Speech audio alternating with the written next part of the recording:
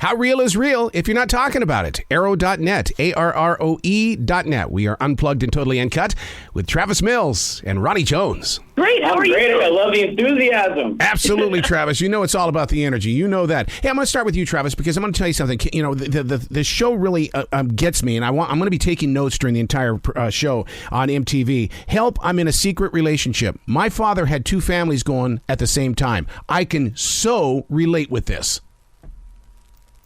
Wow. That is intense. And that is actually something that, I mean, we kind of deal with, you know, in this show. And to your point, right? This is stuff that happens every single day, all around the world. Nobody is off limits. And this is really kind of a phenomenon that a lot of people can relate to, which I feel like is why Ronnie and I are doing the show. Yeah. Ronnie, when a secret is revealed, you know there's going to be emotions because the human heart is only so strong.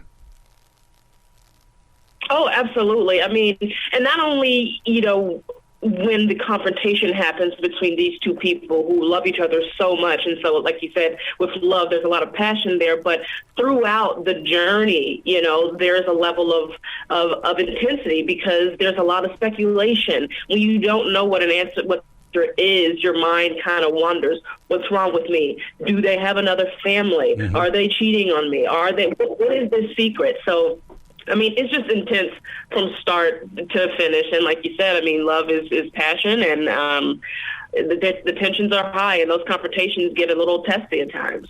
Well, Travis, one of the things that my heart always goes to is that the men or women who didn't know and then what they go through, because, I mean, that relationship, I mean, I almost feel like that sometimes it's entrapment because the person that knows what's going on has trapped both of these two people or even three or four people. Yeah, I mean, you definitely come across situations where somebody is using this for, you know, their own personal gain. They have some selfish reasons. And I mean, it really just goes to show like how unfair it is to the other person in the relationship and how the gaslighting and the lying and the manipulation can really drive people to feel like it's their fault, like something is wrong with them, which then leads them to call Ronnie and I because they feel like they have no other options. They've exhausted all of their resources. They've tried to have these conversations to no avail, which is where we kind of come in and shake things up and, for lack of a better word, force people to be honest and sit down and have a real conversation. Well, Ronnie, go ahead. No, please, you. Oh, well, I was just saying, you know, lucky for us, you know, we build the trust with these people to then reach out to their partners to have this difficult conversation. We had people that were like, listen, I'm not about that. You know, I don't feel comfortable. You know, we get it. We're coming in there with cameras and things like that, but that lets you know the level of desperation. Mm-hmm. And thank goodness, you know, 9 times out of 10, people actively decide to sit down with us, and that lets you know that they are invested in this relationship. It's just something is just not right. So I'm glad you brought that up because what happens in the relationship when I guess the alpha dog in the relationship, be it the male or the female, doesn't want to let go? I mean, it's like, no, I want both of these families, and it's not fair to both families. I mean, listen, in that situation, that's on that person doing the hiding. How unfair is that? You want your cake and eat it too. We can't have it that way, especially when you haven't communicated, you know, and what a terrible position to put those two people in. Yeah. Like, you are not you're not the only one in this story. You have other people's hearts and their lives and their time and energy invested in that. Like, you got to be a big boy or girl to own up to what you're doing. Travis, how much time will be put into the kids, if there are kids in the relationship? Because meeting sisters for the very first time at the age of 50 was kind of freaky for me.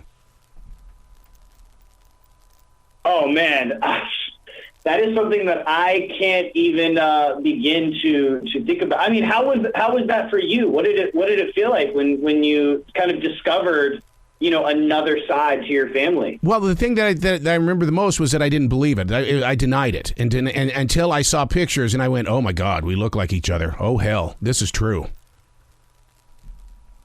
Wow. I mean, yeah, I can't even begin to imagine that. You know, I feel like, to add kind of to what Ronnie says, it's really all about empathy, and, you know, you really have to be able to put yourself in these people's shoes and positions and kind of insert yourself in their relationships to see why this has gone on so long. And oftentimes it is a culmination of lies, manipulation, bad intentions, you know, people wanting their cake and to eat it too, right? Like they want to appear single while having the stability of a relationship.